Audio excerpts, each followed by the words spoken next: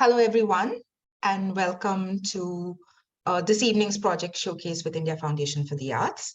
India Foundation for the Arts is an independent, not-for-profit organization that supports and implements projects across research, practice, and education in arts and culture in India. We've supported close to 850 projects in the last 30 years. Project Showcase, the events that we organize online and offline, is a way for us to share the work of our project coordinators with you, our wider audience. It's a way to learn from the journeys of project coordinators through their projects, as well as create a platform and a space for discussion on artistic practice. Today, we have a very special showcase with Subasri Krishnan and Tarun Bhartiya. And this is a project that Subasri implemented under our Archives and Museum program and in a special collaboration with Pari. Before I hand over to my colleague Ritika Mishra, a few house rules. You're welcome to use, if you're on Zoom, you're welcome to use the chat box to leave comments and reflections on the discussion. But if you'd like to address the panelists, we will be taking question and answers at the end of the presentation. Do leave your questions in the Q&A box. If you're watching this event on Facebook, do leave your comments and questions in the comment, and one of our colleagues will bring the question into Zoom for the panelists. So I'd like to invite Ritika Mishra, Program Officer for Archives and Museum Program, to introduce the evening and today's presentation. Over to you, Ritika. Thank you, Menaka, and hello, everybody. Good evening. Today, as Menaka mentioned, we are going to have a showcase which was implemented by IFA in collaboration with People's Archives of Rural India under the Archives and Museums program. The Archives and Museums program for IFA, the vision is to energize collections that we have in museums and archives in our country, so that the collections get to be seen and interpreted differently. Also, these platforms become more discursive spaces of learning and discussion. I will take you through very briefly what the showcase will be like today. Subasri Krishnan, who worked with Pari Archives, and she has been working on this specific theme for over years now. But out of the collaboration, Subasri produced 6 testimonial videos on people who were affected by the NRC Act, who had spent years and months, weeks in detention centers. Based on that and using that as an entry point, we will open up the conversations on citizenships, exclusions, rights, and stories of these humans. To introduce Subasri formally, Subasri is a filmmaker whose work deals with questions of citizenship through lens of memory, migration, and interrogation of official documents. She leads the media lab at the Goethe-Institut of Human Settlements in Bangalore. Subasri today will be in conversation with Tarun Bhartiya. Tarun is a documentary image maker and editor. He's also a Hindi poet and an activist based in Shillong. He has been founding member of All Space, which is an independent cultural and political space in Shillong. He has been consultant on British Library Endangered Archives project and has been involved with the Northeast India Audiovisual Archive in Shillong as well. I would like to also mention, it is interesting that Tarun has also been one of the project coordinators under Arts Practice program. So it's also coming together of 2 different programs and conversations by the coordinators. Thank you, and over to you, Subasri. Thank you, Ritvika. It's really lovely to see all of you, and thank you to everyone who've joined from all over. Before I start talking about what we're going to present, I would like to say a couple of things. One is, a deep, heartfelt thanks. This is something I have said individually, but I would like to put it publicly on record, that a deep, heartfelt thanks to the India Foundation for the Arts and Pari for coming on board with this project and supporting me at a time where I actually had no resources and I had to use my own resource to go to Assam and do the work. So thank you so much. Thank you so much for supporting this work. And not just me, many like me, filmmakers and artists who are trying to do the work, and your support enables us to do it. So when Pari and IFA came in, it was for these 6 videos, one of which you'll be seeing today. But the project Facing History and Ourselves has kind of had always and has a larger life than just the videos. So at some point during the journey, the Shergill Sundaram Arts Foundation also came on board to support the work, because of which I was also able to do some other things with the work apart from the 6 videos that IFA and Pari have supported. And it's also really wonderful to be in conversation with Tarun today. Tarun is somebody whose work with the still and moving image I have been familiar with for a long time now, and I have learned a lot from. But I think this is the first time we're part of a public forum, even if it's virtual. So this is a real pleasure, Tarun, and I look forward to be in conversation with you. So before we get into showing a video, I mean, the session is broken into bits where I do a small presentation. And then as Ritvika said, we see one video from the project, after which Tarun will respond, and then we open out. So before we get into showing a video from the project, I want to speak briefly about what led me to this, Facing History and Ourselves. For those who are not familiar, I've been working on Assam, one of the states in the northeast of India, for about 10 years now. It began in 2013 while I was working on a film called What the Fields Remember, which was on the Nelly massacre that took place on 18th February 1983.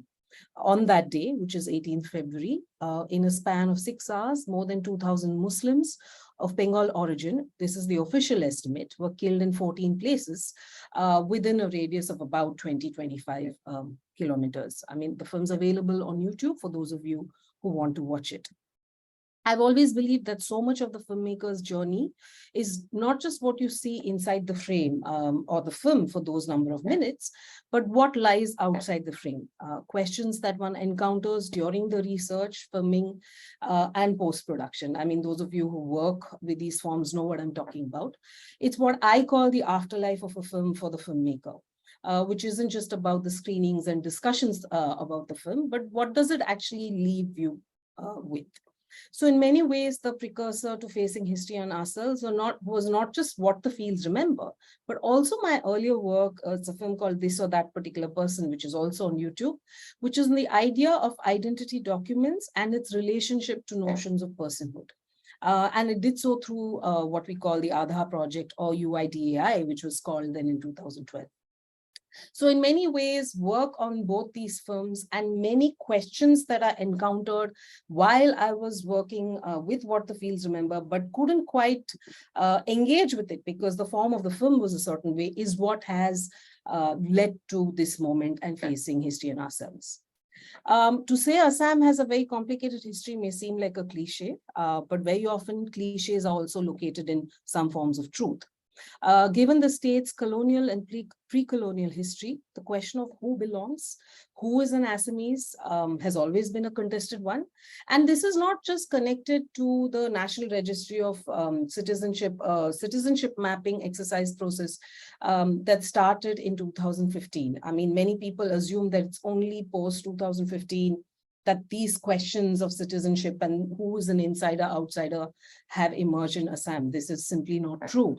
I personally was interested in tracing this continuum of the complicated history, but not through film, but other form, what I would like to think of a more open-ended form that would allow people to see the work in parts or whole, or come back to it when they chose to. And the whole work you will see on the Shergill Sundaram Arts Foundation website.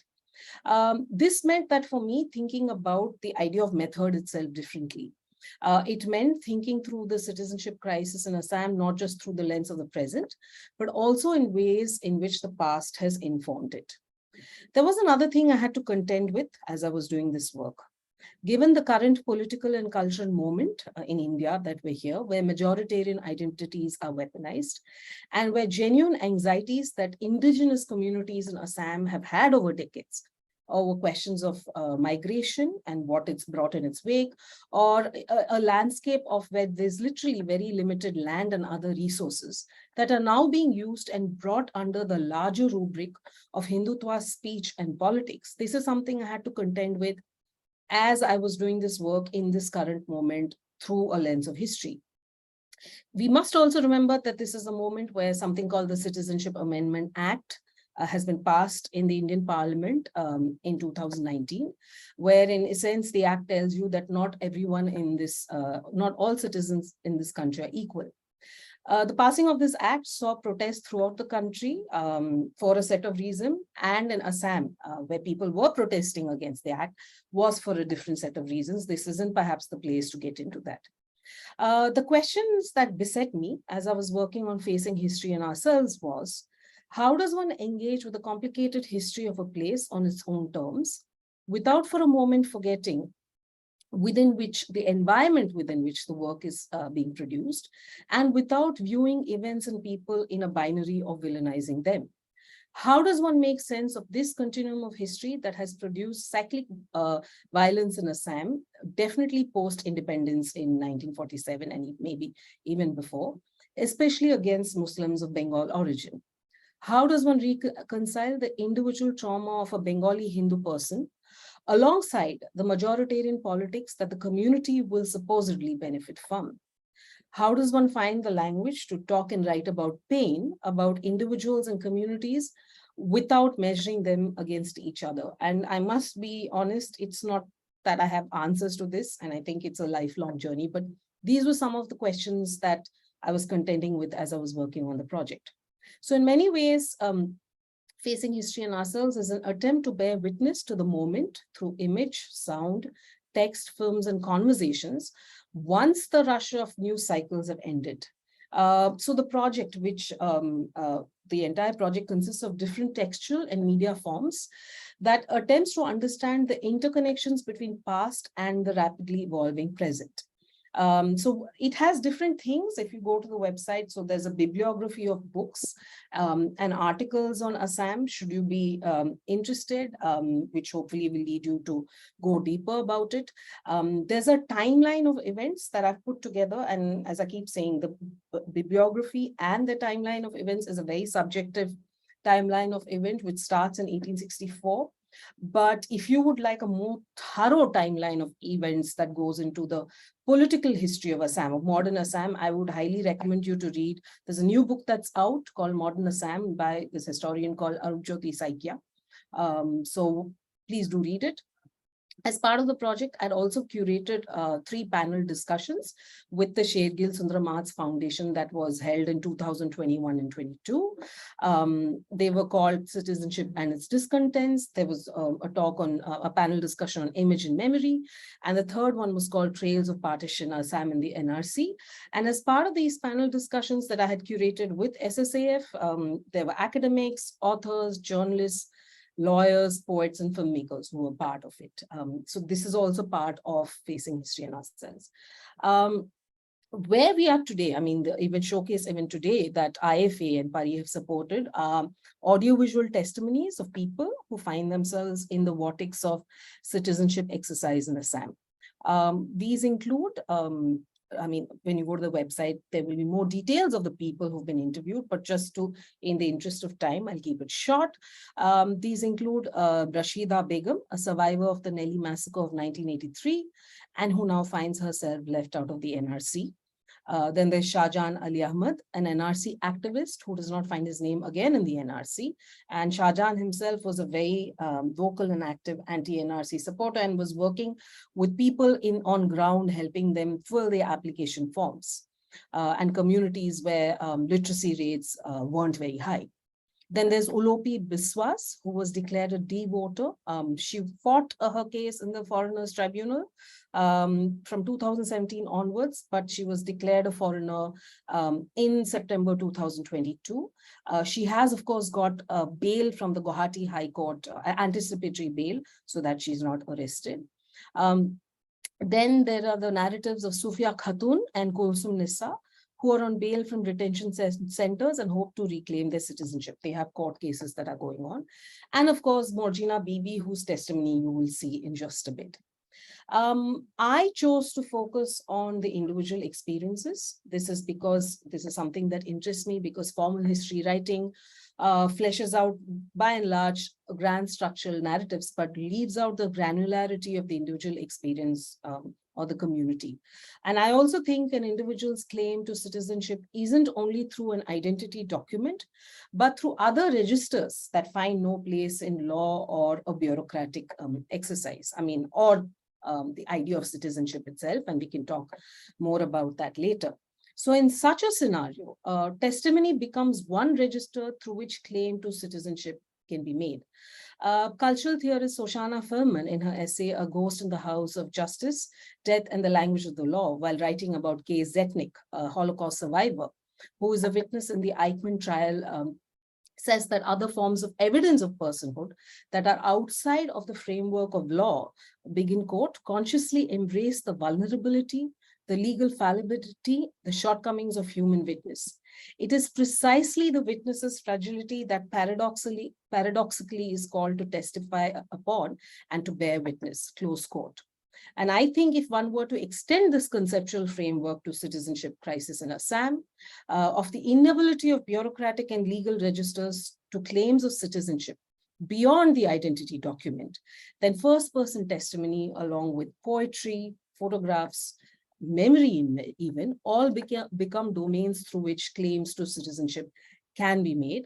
And I just hope Facing History and Ourselves will open a conversation to more inclusive idea of citizenship. It's the hope.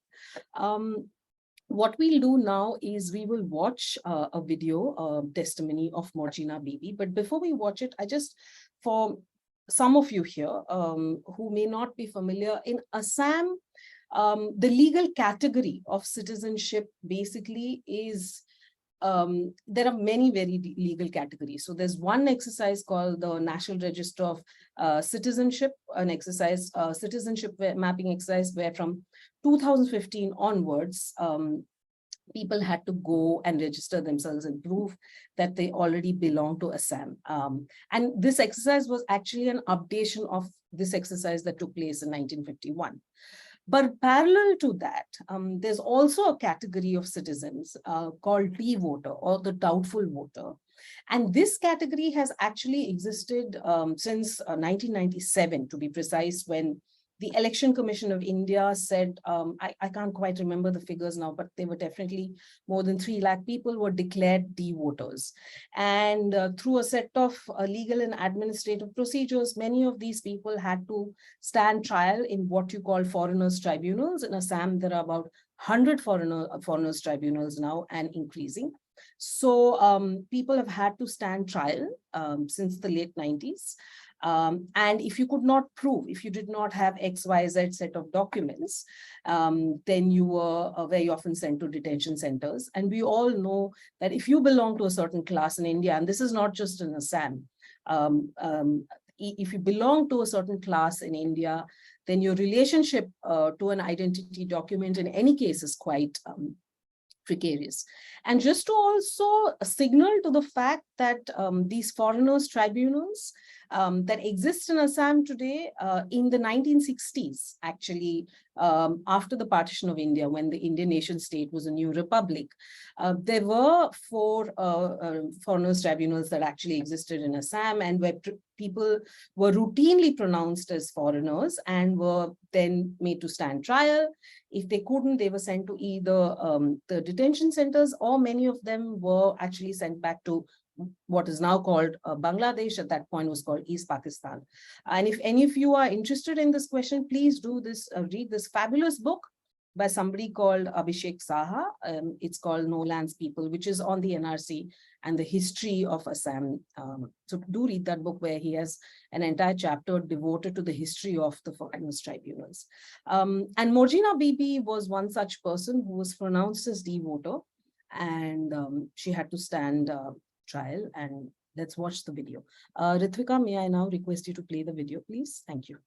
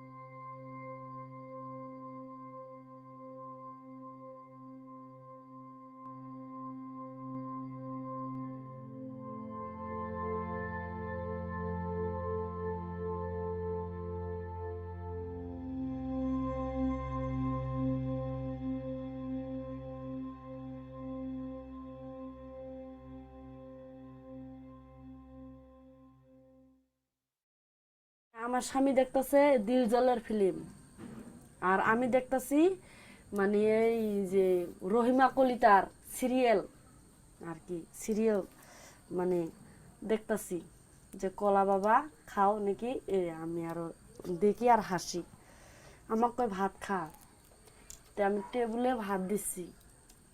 কয় ভাত খাবি না? কয় না আমি খাবো না, আমি খাইলে আমি পরে খাবো। মানে আত্মাটা তখন আর কি জানছে, কিন্তু আমি জানিনি। পরে আবার দিল জলের ফিল্ম দেখে আসি রাতের 12টা।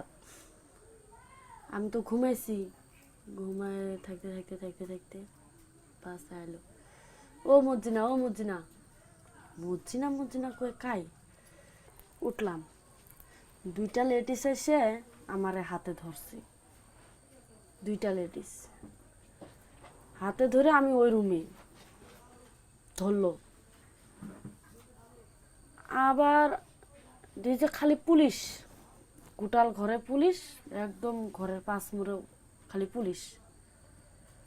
পরে আমার স্বামীকে ধরলো বন্দুক, পিস্তল। তখন আবার আমি কইলাম যে আপনালোকে কি করবা খুঁজা, মোক করক, মোর গিরেকক তো একই ক্ষতি করা নাই, এই কি ক্ষতি করছে আপনালোকের? আর আমি তো কোনোদিন ভুল করা নাই, কি হল? কয় যে আর কি বড় হুজুরে মাতিছে যাবা কারণে আর কি আপনার যাবাই লাগে, ইতিয়াই যাবা লাগে, ইতিয়াই যাবা লাগে।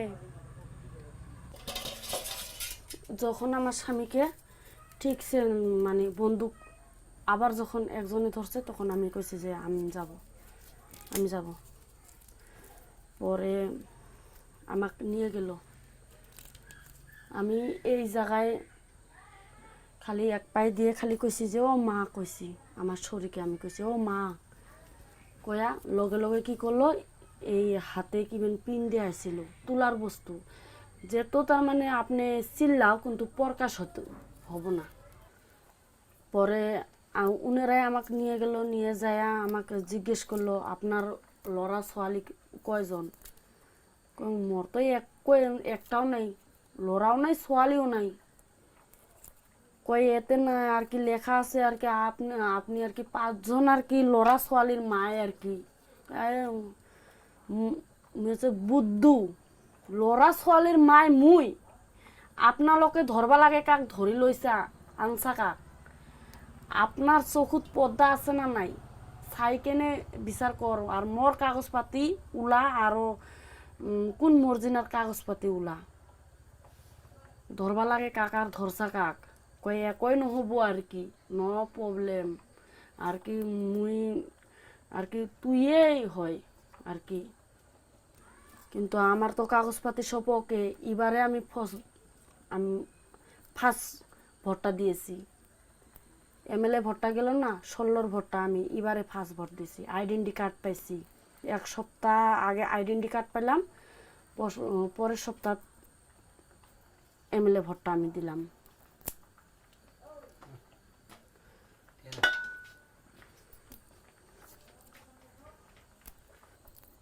উনতে কয় পাশে কি করলো, আগিয়া থানাতে আমাকে সারা রাত রাখলো। কোনটা থানা? এই থানা, নামটা কি থানা? আগিয়া থানা, আগে আগিয়া থানা। সারা রাত আমাকে রাখে 9টা বাজাত,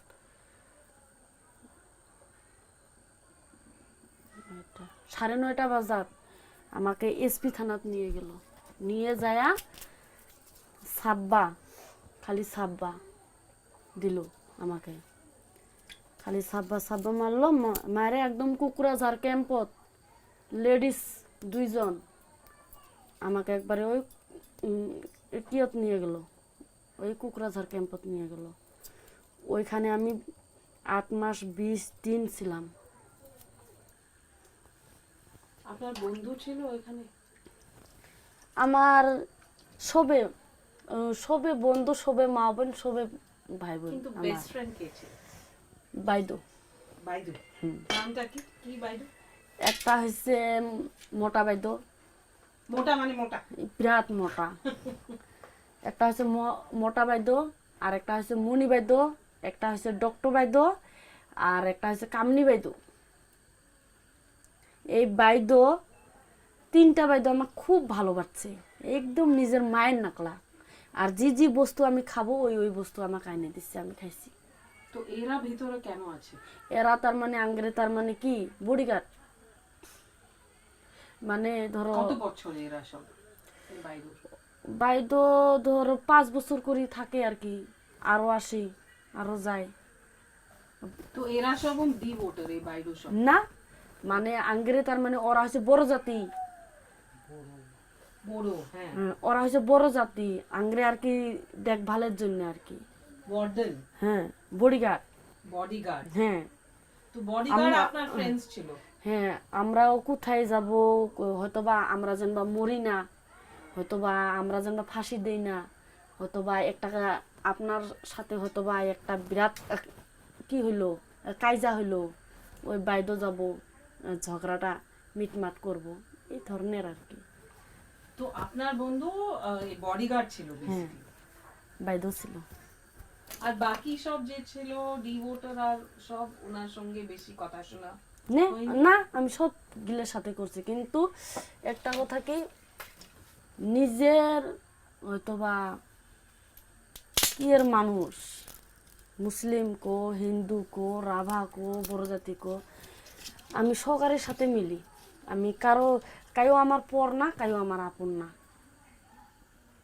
সব গিলেরে আমি তার মানে আমি সকারের সাথে হাসি ধেমালিতে থাকি।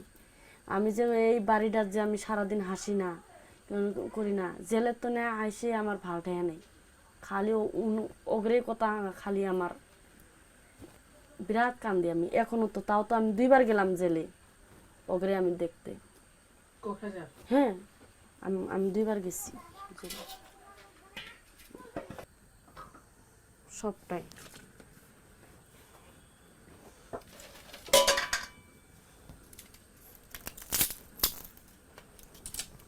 ওর জিন্দেগি হাঁকারতে ওর দিন যাব। 8 মাস 20 দিন যে জেল খাচ্ছি, আমার লাইফটা কি হয়েছে কি জানি। 8 মাসত কি জানি আমি একটা ছাওয়াও কি জানি পাইতাম, 2টা ঘর আমি দিতে পারতাম, 2 বিঘা মাটি আমি গাড়তে পারতাম, ধান আমার ঘরে হইতো, ধানের ভাত খাইতাম। এখন আমি খাই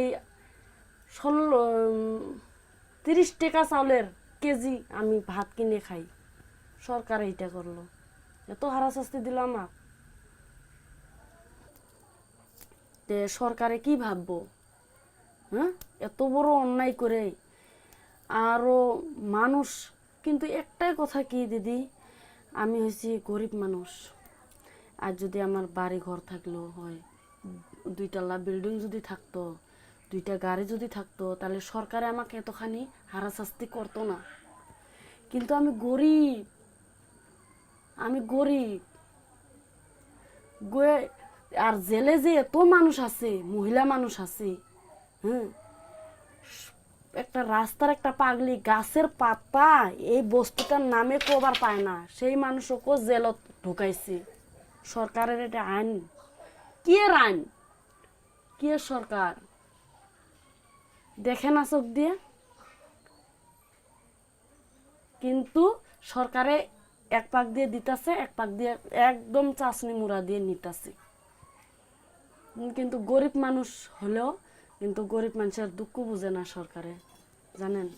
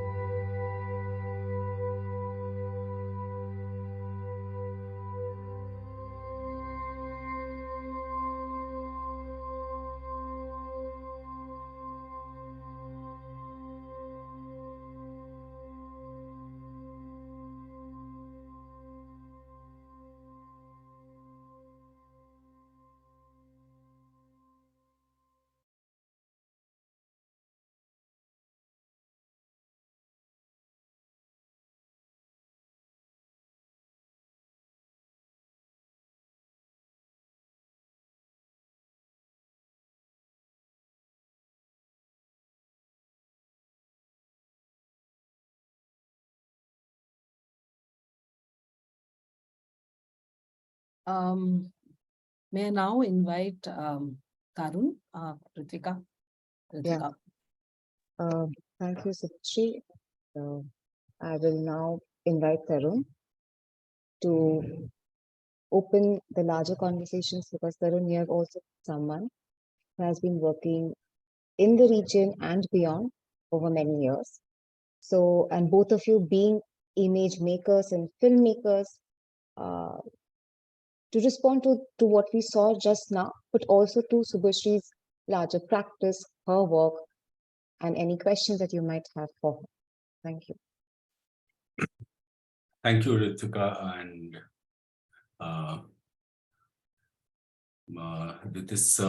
and I want to thank IFA for organizing this. I'm really I'm pretty bad at these kind of conversations, but what I can,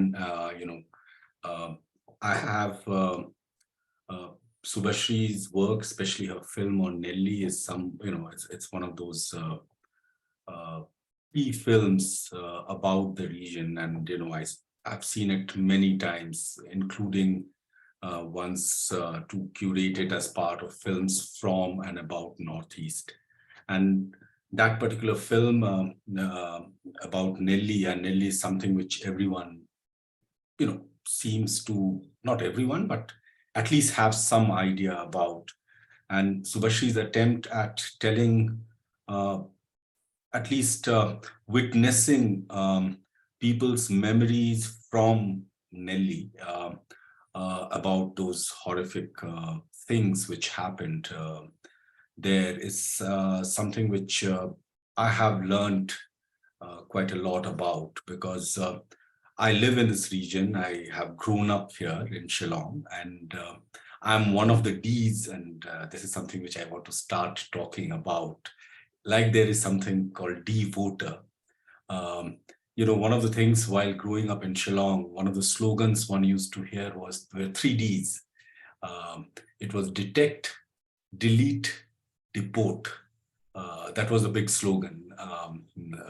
And who to detect? So, and another D, which I am, is the term which people in Shillong, especially Khasi-speaking people, refer to people who have come from outside as Dakar. So I think that is all set of Ds, from D voter to detect.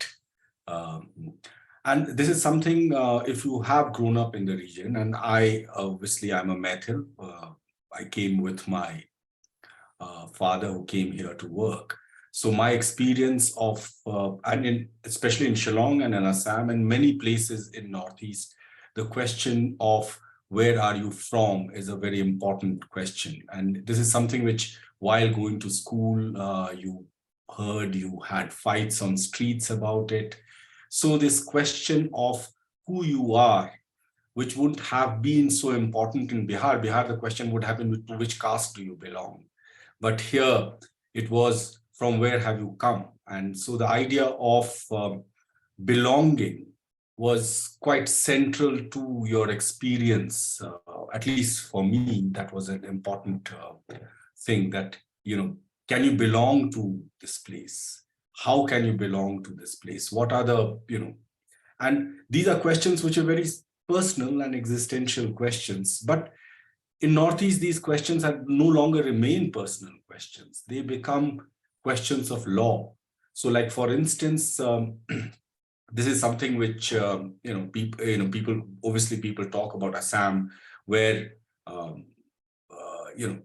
this question is being debated now. But in the hill regions of Northeast India, there has historically been a graded notion of citizenship, in the sense that you could be an Indian, but you may not have all your rights as Indian in, for instance, in 6 scheduled areas. For instance, you cannot own property. You may not be able to vote in local councils. So the way citizenship itself, the legal category of citizenship, has been defined is very different in Northeast than in other parts. And I'm sure Subasri would maybe talk about this. So even as an Indian citizen, your experience of the legal regime of belonging is very different, at least in the hill regions, and even, for instance, in Assam, in 6 scheduled areas. And so, for instance, the question of indigeneity, and this is something, this is something which I wanted to talk about, is that if you travel to Nelly, and Nelly is a good example, and that's a film you ought to watch. It's on YouTube if you haven't seen the film, What the Fields Remember. How you travel to Nelly is how you see the question of belonging. So I have traveled, first time I traveled to Nelly was from the hills. I came from Khasi Hills and I came down to Nelly, to the plains. And I was coming with 2 friends, both of them what you would describe as tribals, belonging to 2 different tribal communities. We were traveling, and their stories of Nelly was a story, their memories of Nelly, and one of them actually talked about killing and the nightmares he continues to have about, he talks about 2 people whose head he was a young person and he chopped off, and the nightmares he has. But he didn't see that whole event as something which was inhuman. It was something which he was doing to save his community. So I asked him then, but these people have been there but they were sitting on my land, he says. Because one of the crises, and this is something which in Northeast has been contentious, even recently in Manipur, this is the same question, is that even the indigenous people, for instance, because it's now they live in the hills, but they may not have necessarily lived in the hills. So this question, so we can obviously, everything what is being done about de-voters, detention camps, all the Ds are problematic. But to escape out of that problem, and this is something which I will want Subasri to respond, that Many of these things, I think, are rooted in the legal category of citizenship. And moment you start talking of citizenship, whether you should have a fair, free and fair NRC or those kind of things, these questions never seem to go away. Is there any other way to imagine where my friends who live in the hills and who themselves, for instance, have really complicated questions of identity, to which tribe they belong, can they change their tribes? Can we start thinking beyond this question of citizenship, the legal category of citizenship? Because moment legal category, because citizenship comes with power, because it allows you to vote. And if everything about a place will be decided in this political space of political power, then the question of belonging will become contested. So that is something I think maybe we can start talking about, because many times when people write about Assam or talk about Assam, it almost seems like, on one hand, obviously there is a humanitarian crisis. There is a great whatever is happening in with the Muslims of Bengali origins or Mia people. There's a, but on the other hand, is everyone who are raising these questions or these anxieties, are they all, some kind of mad, savage people? So I think let's, start a conversation, because this is a conversation too. So I thought that maybe let's begin by this.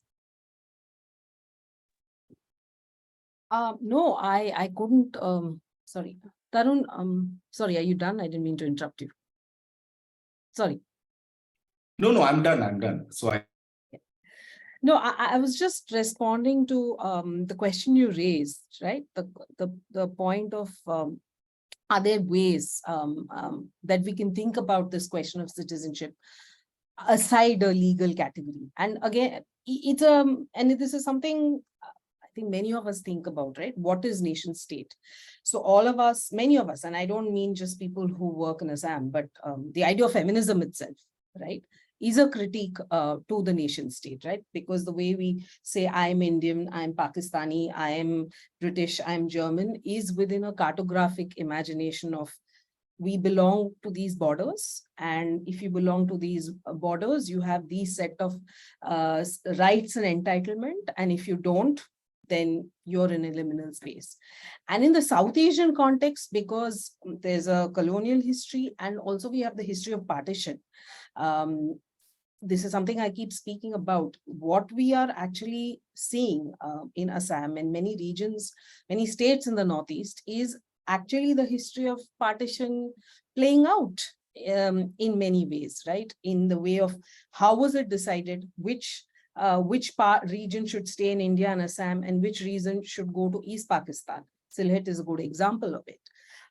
So I think that has also produced, I think, this moment, and this is not an idea I'm positing. I mean, political scientist Sanjeev Barua has spoken about it over and over again. He uses the phrase, the long shadows of partition.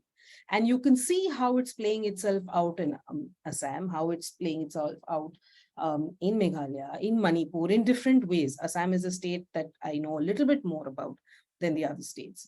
So that's one kind of thing. But, and of course, in this moment, sitting here where actually the idea of nation state and borders, and that's not just in Assam, actually, if you were to look at different parts, you look at what's happening in Europe, right?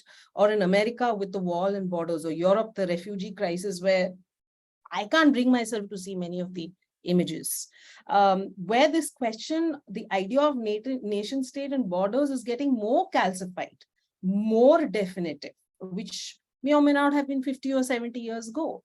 But as I say that, and it's a question I have to myself, because it's also to some extent related with class. So when I film with people in different parts of Assam and mostly lower Assam, what I see as somebody coming from my place in class as a critique of the nation state and the idea of citizenship, which is not just through a legal domain, but other categories. And it's not a utopic idea. I think 500 years from now, it is possible, because the idea of nation state itself is a fairly new idea if you look at it historically. But for somebody who comes from a very different class, the desire to be a citizen is not just the paper, it's a desire that gives you rights, that gives you entitlements, that gives you access to government services, that gives you ration. And that tension, to be honest, Tarun, I've never been able to, and I don't think there's a simple solution and answer to that. And one of the things when the National Register of Citizenship exercise was happening, and many people who were writing in Assam who were speaking of, who weren't necessarily critiquing the idea of NRC on philosophical or ethical ground, but their critique was, you must have a free and fair NRC. And these were Indians writing it. And I've never understood what that's meant. In a country where your class actually determines your access to most things around, especially the administrative and bureaucratic domain, right? If you're of a certain class and you can speak English, it means you're allowed access and entry as opposed to somebody who can't. In that context, what does it mean to say have a free and fair NRC? I mean, I've not got an answer to that yet. So I don't think, and the third thing which I'll quickly speak about, which relates to facing history in myself, which I sort of didn't want to say in the beginning because it may not have made sense, that as a method, this very question of who are we and how do we speak of ourselves as belonging to a place instead of being a citizen. Something, again, that I've found in Assam, not just through the NRC exercise, but even last year when the violence in Sipajhar happened and many people were killed, is whether that's the state or whether that's a civil society organization or whether that's the journalist, we are constantly asking people to produce evidence of themselves. And you should show the photos that you were showing us a while ago, that the minute you go to many of these places in Assam, even before a person can say, I am XYZ, what they will typically show you is their identity document. So one of the things that I early on decided, and the work is continuing over a film and other kinds of work, is I was never going to ask anyone for their identity document, because to me personally, it doesn't matter if you have I mean, that is my class privilege, but it doesn't matter if you have an Aadhaar or election ID. I did not feel the need to show if this person says, if Morgina says, I belong here, and I voted in the 2016 assembly election, I believe her. That is for me a form of producing evidence. And somewhere that's what, not to sound pompous, but that's what the project has tried to do through the testimonies, is to say, how can we listen to people? And also the Mia poetry, I mean, Kazi Neil, whose poem you're going to read out, the moment 2016 when it began, is to say, through poetry, you're reclaiming a sense of yourself in a very different way. And I think it is not just the task of course, filmmakers and artists to imagine a world, because that's what we do, but also people to say, are there other ways in which we can start thinking about this? I'll just end it there. Oh, that's really, the lights have gone. I will try to log in from my phone because the lights just went off. You can talk and yeah. Sure. Sure.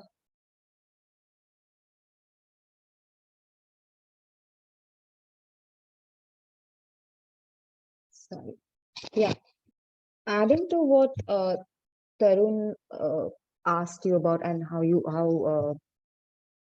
took us through, I also want to ask, as a filmmaker and as an image maker who's constantly been working in this region over many years now. And also, as you said, we are constantly looking at images across from different parts of the world, of different refugees, different kinds of crises. And when you go back and you have spent time with them, you know them, you have spoken to them, and what we saw is also it's a very intimate space that one builds to get that trust for Morgina or others also. I would urge the audience to look at the other videos as well.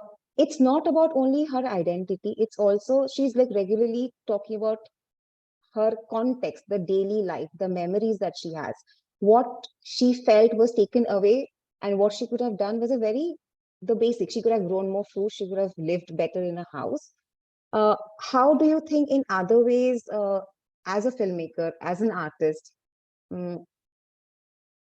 one can look at this or probably talk about this? Because right now, as we all know, where we are living, it's not always very easy to speak about these, even if you want to show it as it is. And the categorizations become very kind of, it's facts and figures, what we see on newspaper or maybe reading articles.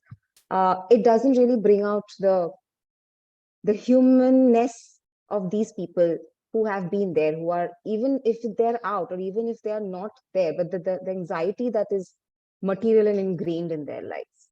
So both for you and Tarun, if you want to take. Tarun, do you want to go first, or?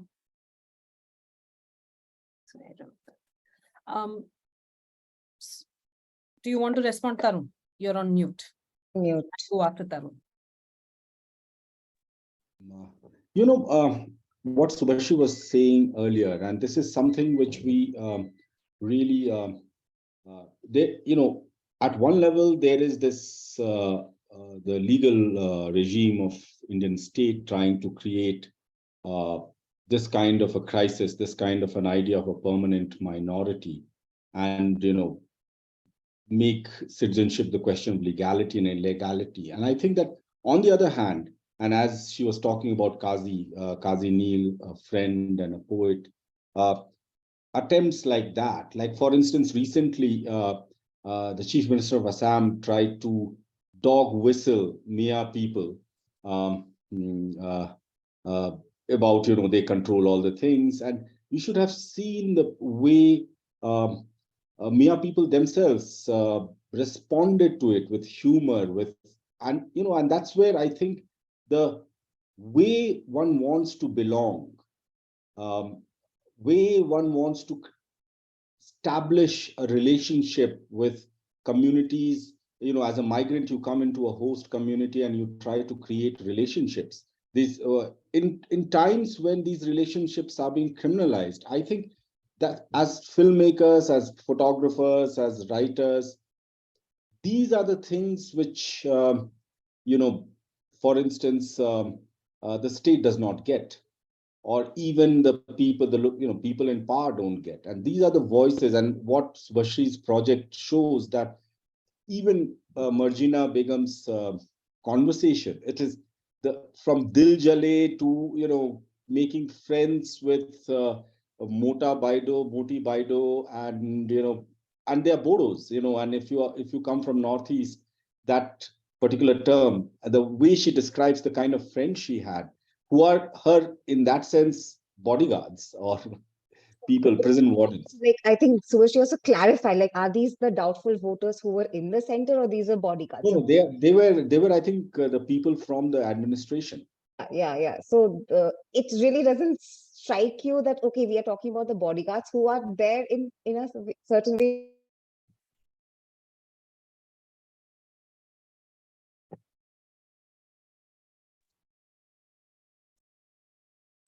Yeah, sorry, Hello. go ahead. I think.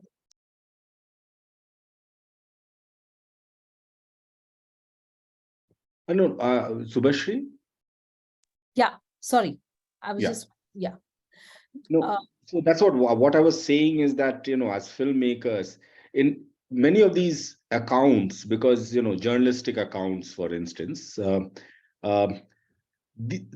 way people belong, way people claim their belonging, you know, so even if you are hated, and this question becomes really important, like even in times when, you know, authoritarian regimes are like sitting on our heads, and yet, you know, the resistance the way you laugh, you know, so like in Assam, for instance, they may have tried to, you know, the way people even were gaming NRC in that sense.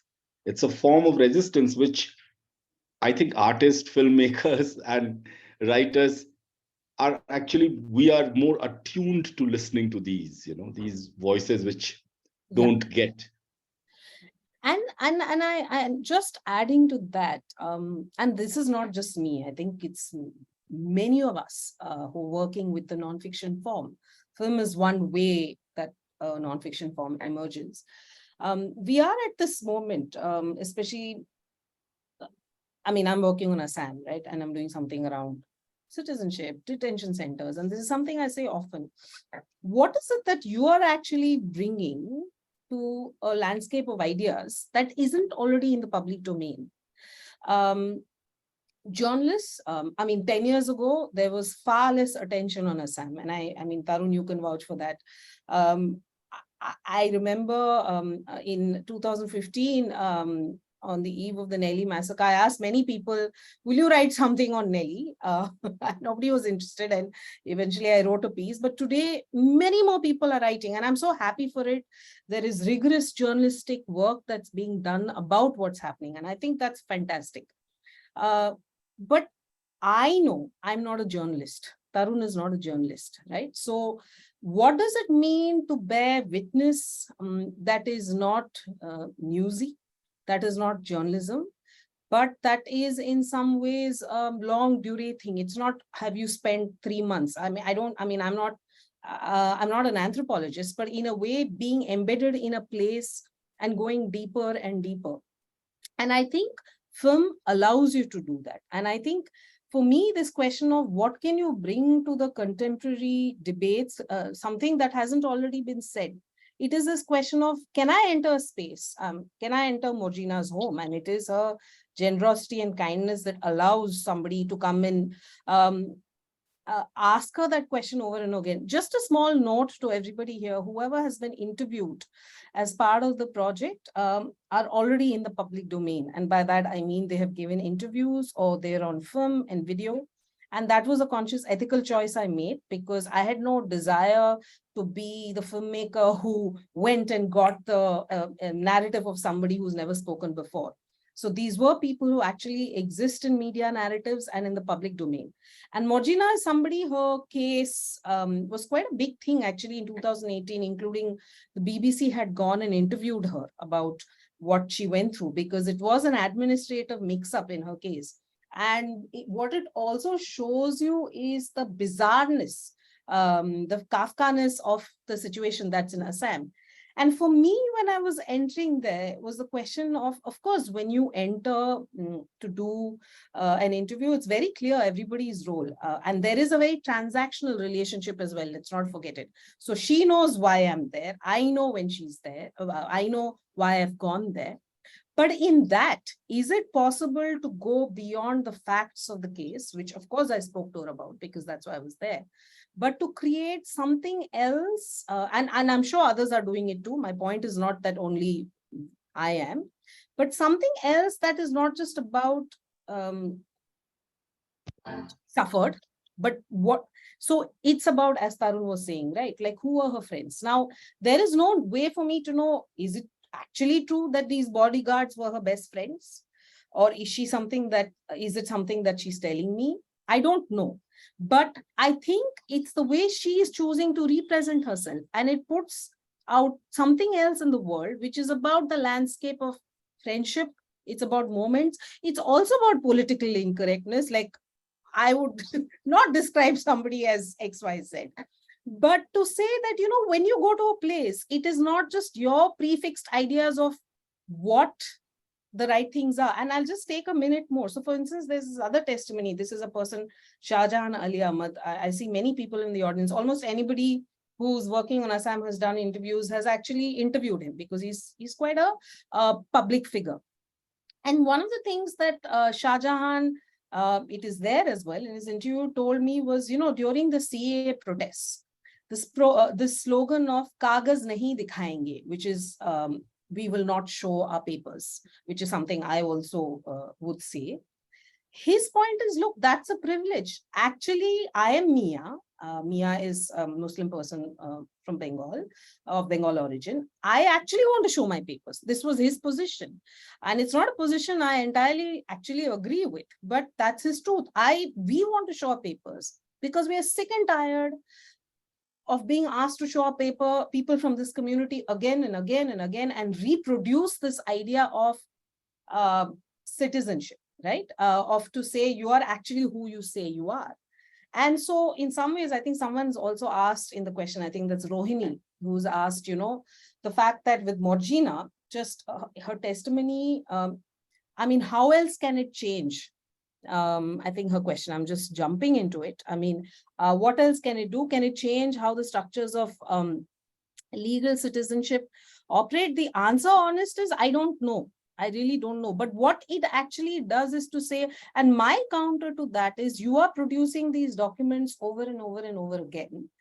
And nothing's really changed. You can say, you can cry blue in your face saying, I actually have all these documents and I am Indian, and yet you are being put in detention centers. And that's why I feel like what is the task of a filmmaker or an artist is to say, you know what, there are other possibilities, conceptual ways in which we can think about this question.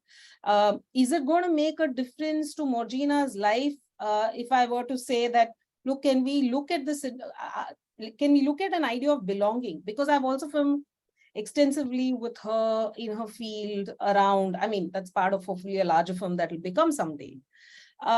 Is it going to change her material condition is the question I think that's being asked, and I've been asked before. Perhaps not. But what it does do is put a way of looking into the world, hopefully. And that's not just me. I must say, documentary filmmakers in India have done it, actually are doing it in different ways, have done it over the decades. And I'm leaning on their shoulders to think about this question. I think that's what it perhaps can do. I'm done. I would, like to respond to Rohini in an extremely, utopian way, but I think also in a very realistically utopian way, is that legal category of citizenship, and actually post NRC and with all the crisis, and now the new government saying that it was not correctly done, they need to remove more people. Centrality of citizenship to this debate somehow needs to be weakened. And actually, even people who have gone to detention, like Morgina's testimony, and this is the first time I was seeing it, there was something very powerful about it, not because she goes to jail, she is, pained by that, she could have made 2 houses, I don't know how, but anyway. But the thing is, we have to bring in the question of belonging. And belonging through fraud, belonging through illegality, because making legality the center, which is the citizenship, where we don't really live our lives with all these forms of legality. We may have papers and kagaz nahi dikhayenge, or kagaz dikhayenge bhi to jaldi se hata lenge. It can be all kind. And I think this is what many of the people who live in non-indigenous people who live in the region. So like, ILP can be gamed. And I'm interested in how people game this, and they game this with relationships with local people. And that's, and these are the things which we need to, because how else do you challenge it? Because there is no way there can be a fair citizenship regime. Whether you have a liberal state or an authoritarian state में तो होगा ही नहीं, liberal state में भी, because idea of citizenship preclude, it has to create non-citizens. And this is something which we need to, I think, even in terms of what the stories we are telling. So like, for instance, if it may be a good time to read Kazi Neil is the person whose name you saw in the credits, who vetted the subtitles, and he's a Mia poet. Huh? You want me to share anything right now? Let me know. Can you show his picture? Sure. Kazi, it's a color picture.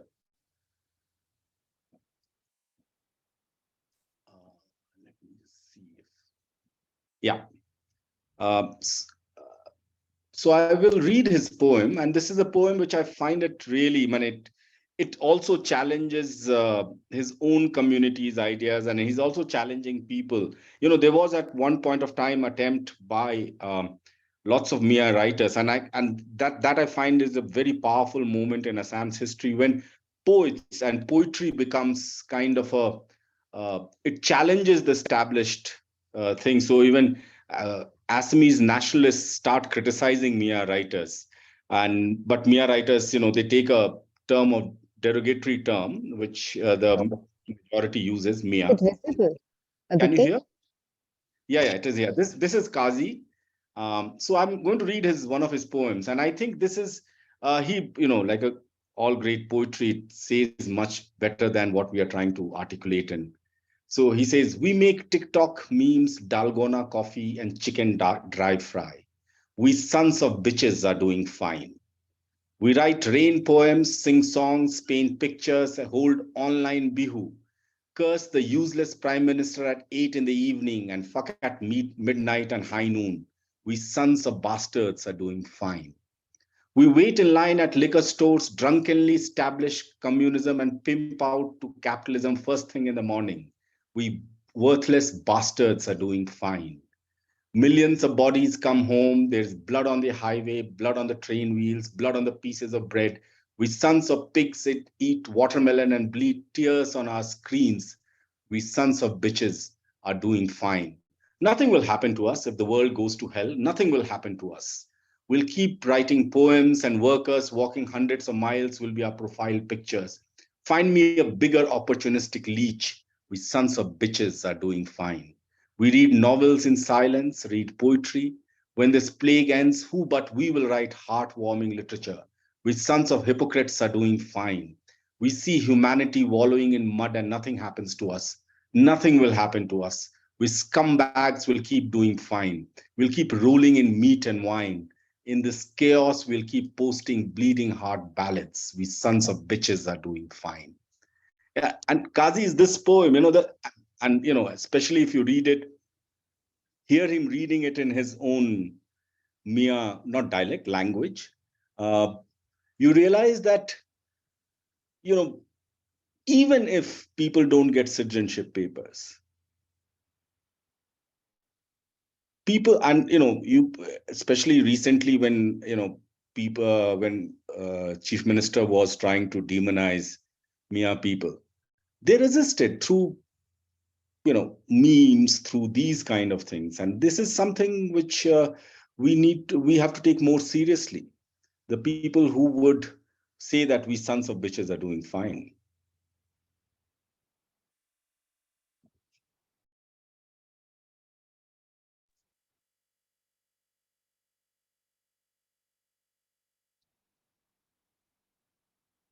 Thank you, Tarun.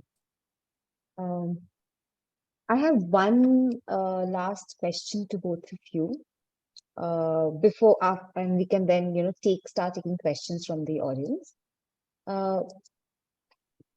As we have kind of discussed a bit of this, but also as a filmmaker, as an artist, as a photographer, and who has been working on various issues with something which has personal crisis, anxieties, state, nationhood, and we have seen many works on the farmers movement, protest.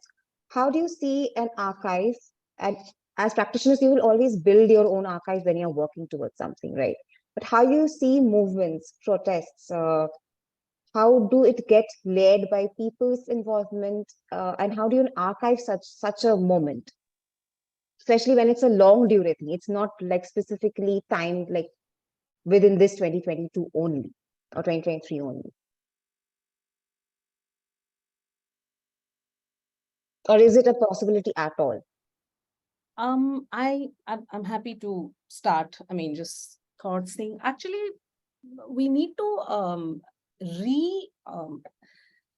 reimagine actually what do you mean, the idea of how we look at an archive itself. I think the question starts there, because archives are, as institutions, are actually are institutions of power, right? Whether you were to look at the state archive, or whether you were to look at even the private archive. of who is producing the archive, what are the things that stays in an archive. Going off completely tangentially, there's a film studies person, a film called Kohu Tanveer, who's written this actually excellent piece. It's a short article on films that make it to the National Archive of India and films that don't. Why is it that you will have a Satyajit Ray in an archive, but not a very different, what you call a B grade or a C grade film? So, I mean, I would start there. So perhaps your question was not that. But so that's one kind of thing. And if one were to unpack it, if one were to unpack it and say, we're not just looking at archive in these structures and forms, then actually it opens it out in the most fantastic and sometimes very unstable way, right? For somebody like me, who is working on Assam, we are also living in mediatized times. So there is the long form, of which I like to work on. There's also the short form. People are making YouTube videos. I mean, if you go to YouTube, you will see many videos people have made on the citizenship crisis. There's Instagram Reels as well. Now, that may not be the form I choose, but what I'm sort of saying is there are various ways in which people are constantly producing an archive of the current moment in digital media. And I actually see that as a fantastic thing. I do, because, so for instance, the Mia poetry that that Tarun just read out was actually began as a social media thing. What was it in 2016 when things around the NRC and citizenship questions were heating up? A bunch of people decided to get together and write poems. And where did they share it? On Facebook, right? That's how it began. And of course, now we look at Mia poetry as a genre. People are working on it. I am also in a certain sense, but in some ways, what has Mia poetry done? It has built another imagination of an archive of how you can look at the idea of a person who belongs. So I think this is actually a very rich moment in which to even question this idea of how are we building an archive and how do we actually make it grow? And it is something that cannot be contained. And which is a good thing as far as if you ask me. It has its problems, but that would be my response.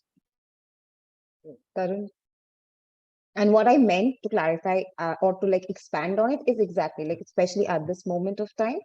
And archiving it's not only about institutional archive, but archiving as a process comes with, you make a decision, right? What to put into an archive and what not to put in an archive. And by that omission, there's also a power that is being played on. So Tarun, yeah, over to you. Nowadays, everything is an archive. And, why I'm saying it is like, कि मेरा family album भी archive. And, why we need to be a little more, skeptical of this idea of archive as a repository. Because as Ritika was saying, and this is something which I'm saying from my own experience, I've been part of setting up of Northeast India Audiovisual Archive and imagining what that archive would be, where everything would be there. And I think that, what people are doing of like Mia poetry to, someone in Nagaland trying to collect stories and images from the Naga resistance. Now, these were not archival processes. In an ideal way, there would be a place where everything will be there but these are personal collections and people will be doing that. They will be doing it for multiple reasons. Institutions will always set up archives with a larger ideological vision of a nation or nation state, mostly nation state. But what people are doing all around, and YouTube being a great example, like for instance, now in Northeast, YouTube has become some of the best collectors of cultural documentaries being done by people from those communities. Whether they are archives or not, they don't even care about it, you know. So, you know, people are trying to, you know, write back, make their own films, say their own things. And you know, that's what it is. I won't call everything archive, you know, because it's post-COVID, everything is archive. And it is very nice, you know, it's like one of those project terms. That's one, like archive and curator, they are two terms I like to retire because they don't mean anything, because everything is. Okay, thank you, Tarun and Subasri. There are a few questions. Rohini's question, both of you have kind of already answered. So I'll go on to a question from Deepesh Pandya. He says, hello, and thank you for organizing this important discussion. I would like to ask the panelists their view or experiences of the current realities of censorship for artists in India. He gives a background saying, speaking as someone who previously have lived in India from 2009 until 16 and now is living in the UK.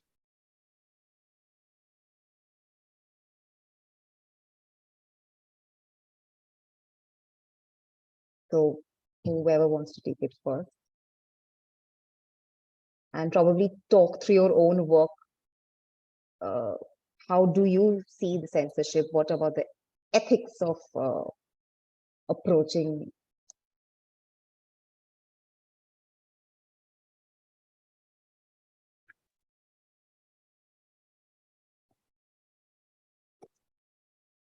Subasri, you want to take that? I think so. Yeah, I mean, yeah, I thought you were going, we can both take that. So, I mean, I was kind of smiling when I saw the question because it's happening, I think, at so many levels, right? One is, of course, the state censorship in this current moment. And let's also be very clear, the state censorship has actually always existed. It's again not something that's post 2014, right? We all know the film Kissa Kursi Ka, which was banned, which was on the emergency and banned. And what happens with these questions of censorship is, I think, with each time and regime, the questions around it change and how it manifests itself changes. I mean, I'm told that under the Cinematograph Act, for any public screening you do, you need, if you don't have a censorship certificate, you need an exemption. There was a time that most filmmakers either would not apply or would do the screening. And I'm saying even films that are, I don't like to use the term, some films are political and some aren't, but I'm saying the obviously political ones that's taking on the regime in a certain way. People have screened it, found ways around it. There are people who made, so for instance, the figure of Anand Patwardhan, he's always applied for censorship and screened his films. And when his films have been denied a censorship certificate, he's gone to court. Some filmmakers have chosen not to do that. In fact, there's this Frontline issue, I think 2 editions ago had an issue on censorship. There's an excellent piece that's there written by somebody called Lawrence Liang, where he talks about resistance to censorship and whether it's through the legal domain, which a figure of an Anand Patwardhan does, where you apply and you're denied the censorship, you go to courts, or actually resisting and not applying for censorship is also a form of politics, right? Where you say, no, I'm not going to engage with this institution. I'm not going to engage with the system. And that's another way of doing it. And I think this is a debate within the filmmaking community and outside of it. I mean, Tarun himself has worked on many films. He's the editor of Jashn-e-Azadi, a film that was in Kashmir, and Red Andri. These are the 2 films I can think of. I mean, in no era would those films have got a censor certificate, right? Not just now. So that's kind of an answer. The other kind of censorship that I'm actually also, which I don't know if censorship is the right word. So one is that form of state censorship and exhibition. And of course, there are also ways in which, depending on who's funding you or not, there's a self-censorship, right? What you should say and not say. But there's another form, which I will not call censorship because that's not what it is, but which is related to do with funding bodies. That's my pet peeve, and international funding bodies that are actually shaping the kind of non-fiction films that are being made. So today you look at any filmmaker who has got a foreign funding, and I'm not going to name the names, you know it's going to be a character-driven film. You know, this is a person who, I mean, I have no issues with using of tropes. What is fiction and non-fiction anyway? You know, they will have their narrative arc will go through, you know, a certain problem, and then there's drama and how the resolution of the problem happens. You also know, and I find it a deeply problematic ethical practice, which you see in many films, that staging of a particular kind that, as many of my friends, some of them are here, that poses a cinema verite.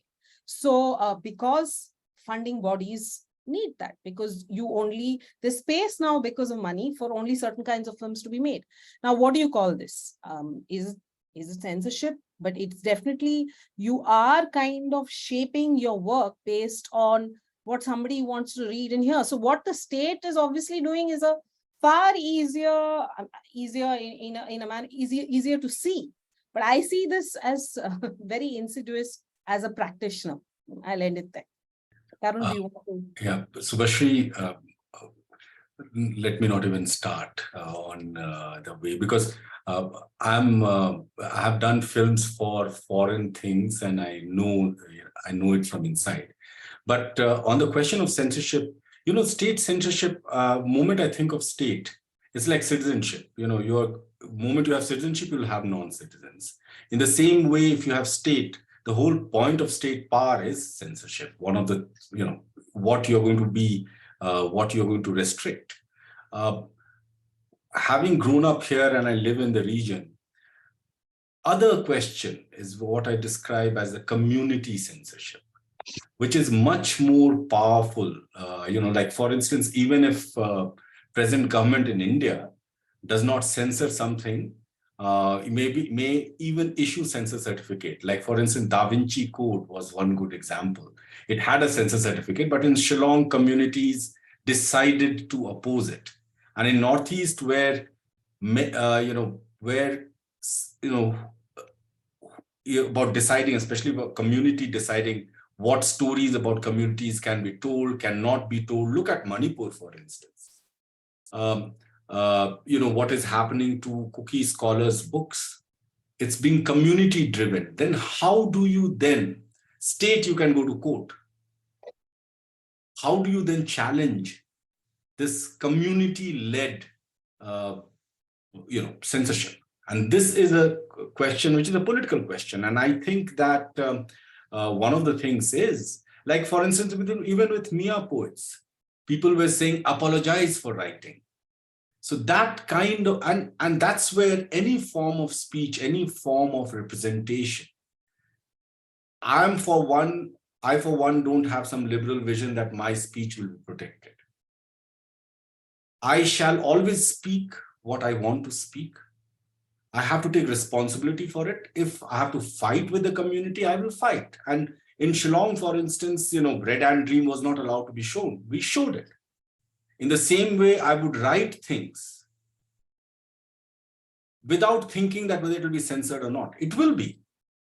It will piss off people. This idea that there will be one time when anything will write, everyone shall be saying, going gaga and saying, "Acha, jo aap bol rahe hain, theek bol rahe hain."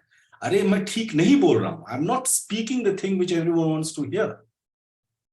And in that context, the debate of censorship does not exist. It's about how you say it, where you say it, how you find ways to say it. Like documentary filmmakers in India, and I think one of our greatest strengths, and Anand for me, not because of he gets censored, his attempts to show his films, or Cinema of Resistance, or Pratirodh ka cinema in Gorakhpur, unfunded. These are not funded. Gorakhpur Film Festival, they have a thing that जनता के पैसे से जनता के film दिखाएंगे. We will show films for the people with the money from the people. And they have shown films which have had no censorship. So, let's not talk about censorship. And that's why, somehow people may be thinking that I have given up on legal regimes. And I think I have. Law does not interest me. What interests me is my friendship. What interests me, what I say. How do I show my pictures? How do I show my films? What I write? if I can get drunk with friends who, who I don't talk to in real life. These are the questions, and I think that's what so even citizenship question has to be brought down to these everyday life experiences in that sense. Thank you, Tarun. Madhusri Datta has a comment on this, and I have shared that with everyone. So you can have a look and read it. There are last two questions. Someone has asked, I personally hail from the state of Assam, namely belonging to the Karbi community. I'm interested in understanding the merits associated with the portrayal of minor community in the context of institutional translation of a particular community. And I'll also read out the last question, which is thanking the speakers. In a diverse nation with a growing tendency of right-wing led majoritarian state building template, how do we negotiate the notion of multi-identity? Okay, Tarun, I'll post it for you as well. The Karbi question. I will.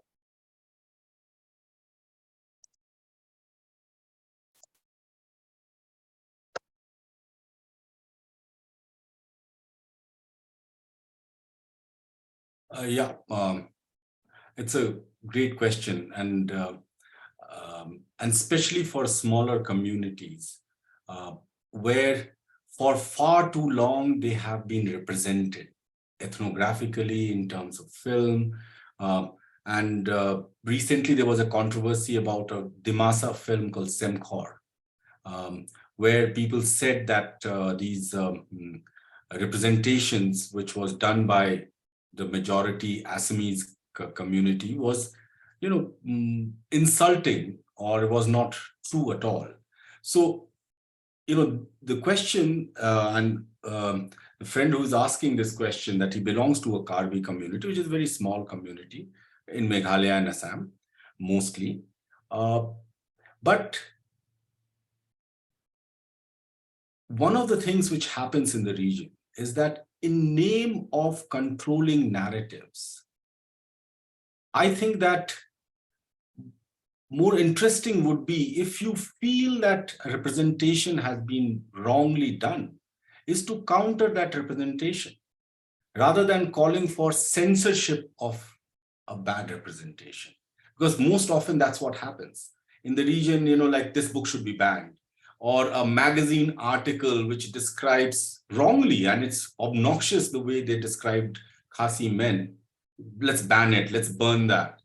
I think that we need to step a little beyond it.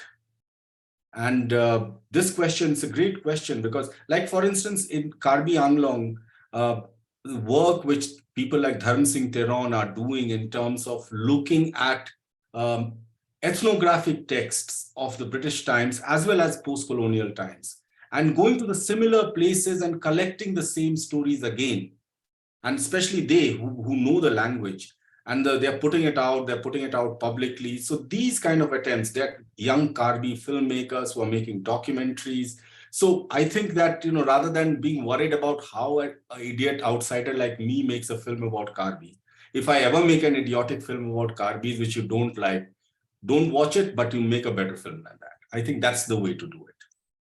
And if I may just quickly, I know we're out of time, add to that, I don't mean to be facetious, and this is not just in Assam or whatever.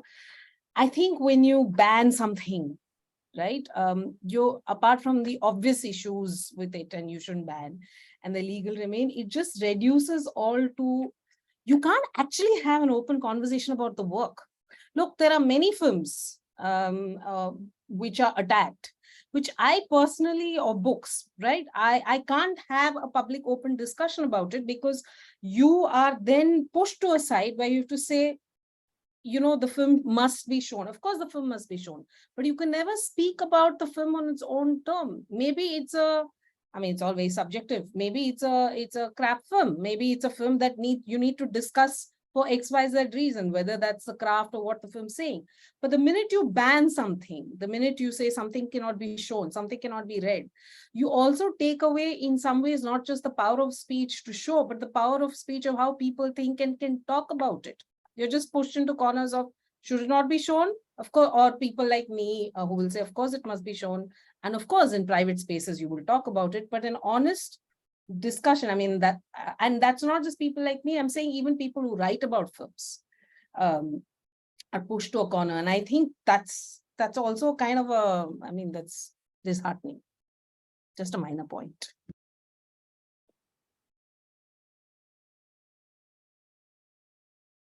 There's one question that we have from Facebook. It's a question for you, Tarun, and we have posted it. Why does he feel film celluloid is zombie and that it should be left alone, coming from one of his posts? Maybe this is something we can address later on some other just send me a email DM or on Instagram. DM. I'll Yeah. answer that. Yeah. But Madhushri has a very interesting question I can read, which is it's about self-censorship. More than state censorship, the issue that is becoming severe is self-censorship. This has many aspects: fear of repercussion, fear of making the protagonist vulnerable, fear of being politically uncomfortable. Truth changes with changes of realities. I sometimes feel like censoring my old films. What do you think? I can be provocative on this. I think especially on progressive end of our world, the world, that's the only world I know. Many of the questions about politics have become boxes you tick. Many questions of representation are, are they being represented properly or not? I think that when we go out to make a film or take a photo or write something, we don't go out to tick those boxes. That's why so many, and it's connected to what Subasri was saying about this new kind of funded films, where it's not only the narrative arc, it's about ticking the boxes. If you look at many of the Netflix documentaries, it ticks all the boxes that, okay, you have shown Muslims, you have shown these people. I personally would never, and Madhushri can, respond to this. I would never I may have said stupid things. I don't have to defend my stupid thing. I can reconsider them, but why should I censor my thought 10 years, what I had before? Just because things have changed, my own understanding of things have changed. These are moments in my biography. So I think quite often these days, we are more worried, and you're right, about self-censorship, because we are worried, we are frightened. Log kya kahenge? It's the version of that. And especially what friends, So even if you say things which are politically incorrect, I think that you should be able to answer that question. But just because people will say something and you will not say those things, I find that problematic. I'm not very sure about that. Okay. There's two more questions from Facebook and here. So, Facing History is an interesting and potent title for the project. I wonder how should we address the issues raised by tribal communities in Assam who refer to the history of land and community, which often ends up undermining the rights of other Indian citizens. In this case, the so-called suspect citizens in Assam.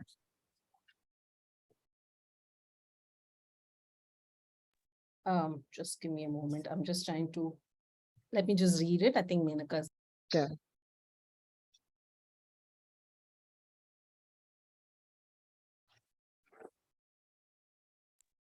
I mean, actually, this is something Tarun and I were discussing yesterday when we were doing the mock thing. And I also briefly referred to that in when I was making my opening remarks, that if you look at a state like Assam, which had many states, and it is what it is, there is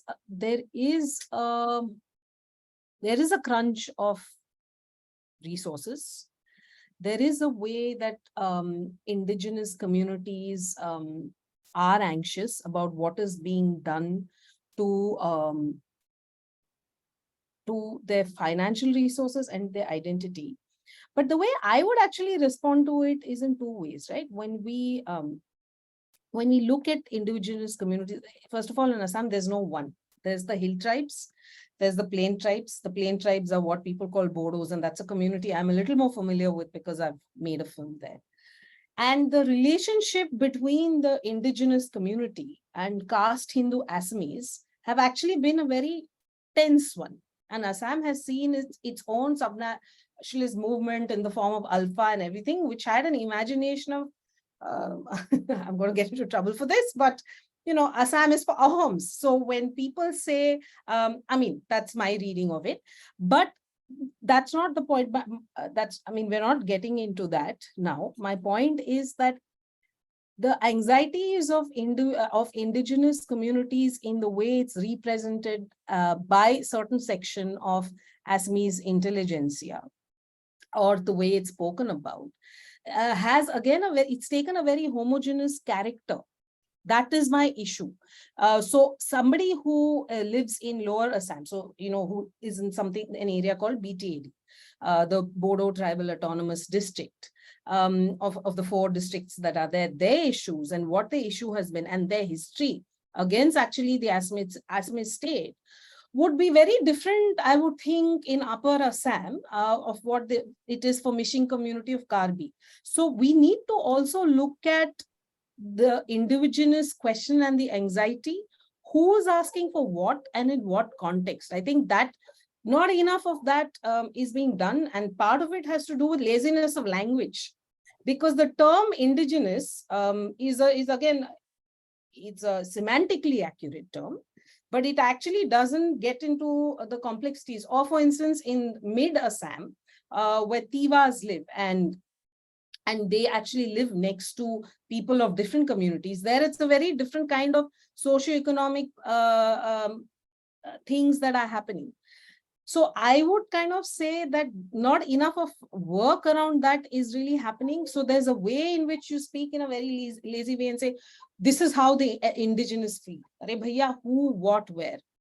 And the second thing that actually worries me deeply, that because look, the fact is, and this is something I have said over and over again, and is not just what happened in 1983, it is a fact that a lot of the fault lines in Assam is linguistic and ethnic. It wasn't, or it isn't in the way we understand, say, a communal thing that happened in Gujarat or UP. They're very different things, right? So there is a sort of linguistic and ethnic fault line that has always existed. There is this kind of thing of who's the figure of the Bengali person. You could be Hindu or Muslim, and you will find that even today, right? And that in many ways has been cannibalized to speak the language of, we are all Indians, we are all Hindus. Actually, many people who come from the indigenous communities are not.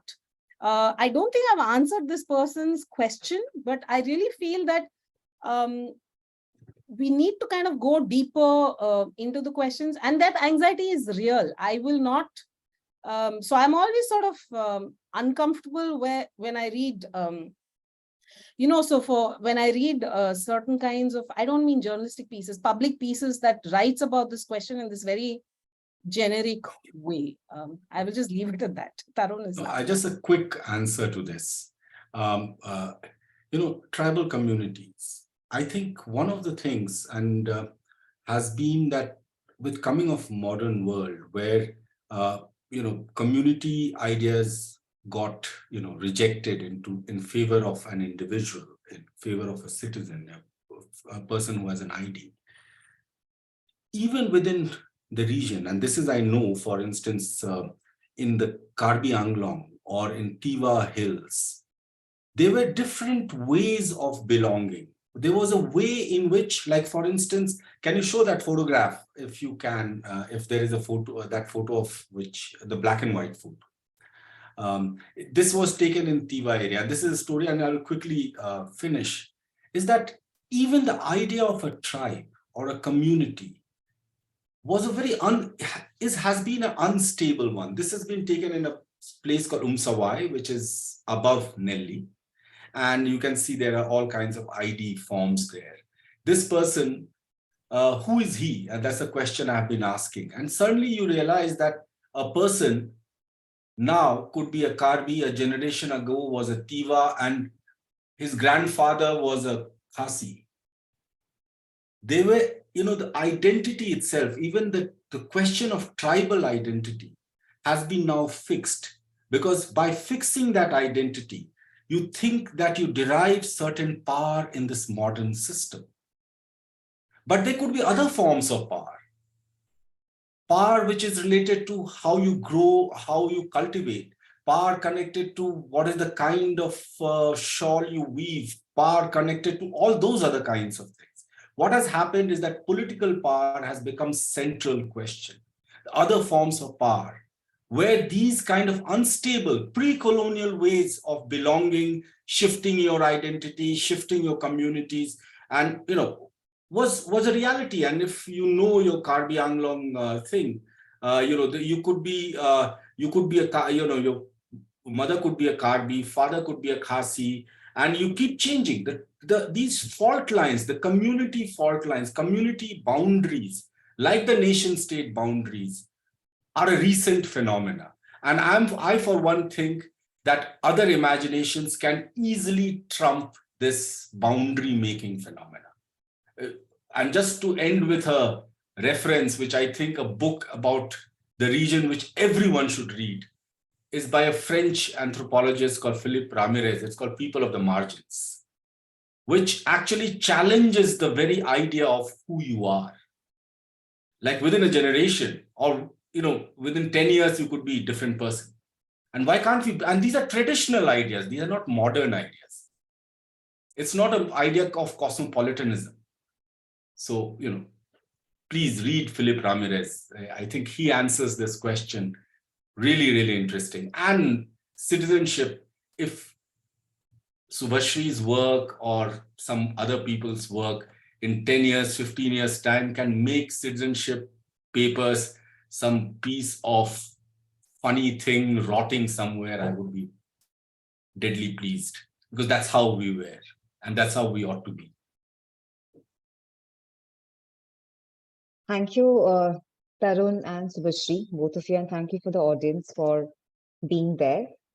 These conversations, unfortunately, there's a finite time for this online showcase, but I would urge everyone to, we have shared the links on the chat, but to see all the 6 audiovisual testimonies that Subasri has done, also go out and check the larger ongoing work facing history and ourselves that has different kind of materials. There are lectures, there are other discussions and texts.